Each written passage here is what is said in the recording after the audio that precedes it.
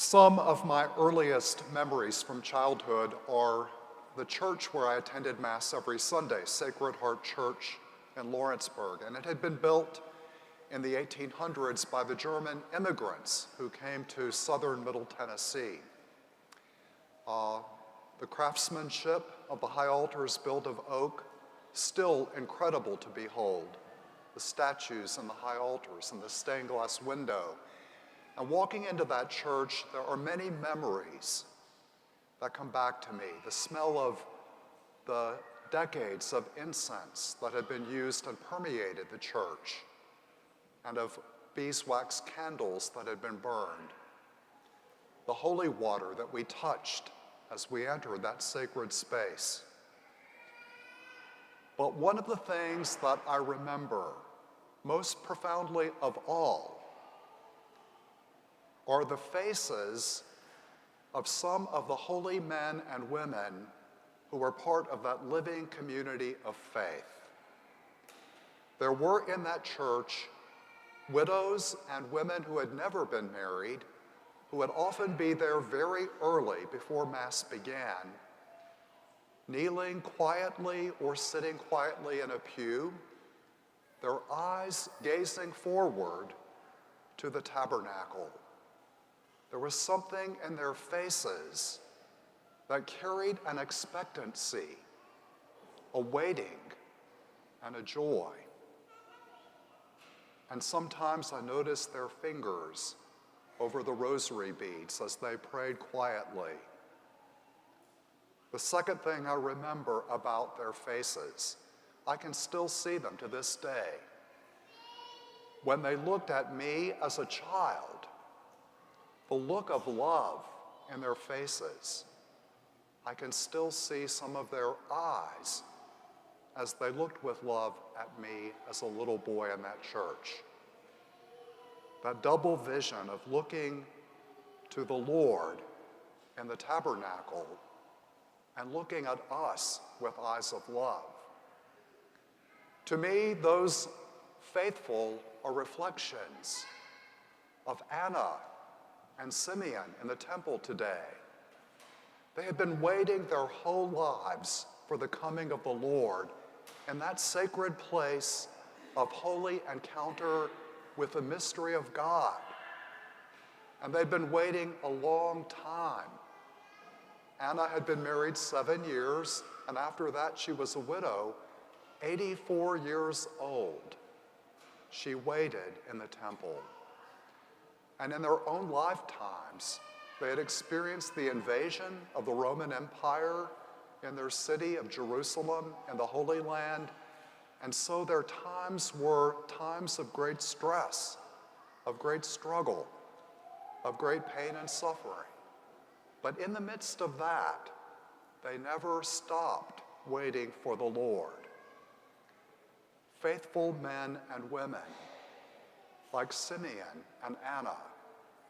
And when the Lord came in the temple, that place of sacred encounter with the mystery of God, they met him in a brand new way, now enfleshed. Hebrews puts it today, the Son of God became blood and flesh, just like you and me. They encountered the mystery of God and that little baby, 40 days old, carried in the arms of Mary with Joseph. A holy encounter with God in the flesh, taking on our humanity. Now, Lord, you can let your servant go in peace. Your word has been fulfilled. My own eyes have seen the salvation that you've prepared in the sight of every people, a light of glory, revelation to the nations and of your people, Israel.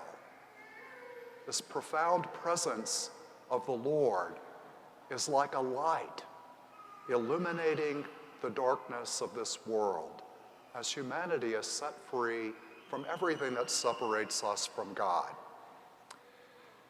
Now, I want to say one of the great blessings about being a pastor through all these years has been every single church I've been pastor of throughout my life, I have found people just like I did in that little church in Lawrenceburg, men and women faithfully connected to God's community of faith, who were faithful in prayer and fasting like Anna, waiting for the Lord, like Simeon, the just one, a good man, righteous, reflecting God's own goodness, and all those parish churches.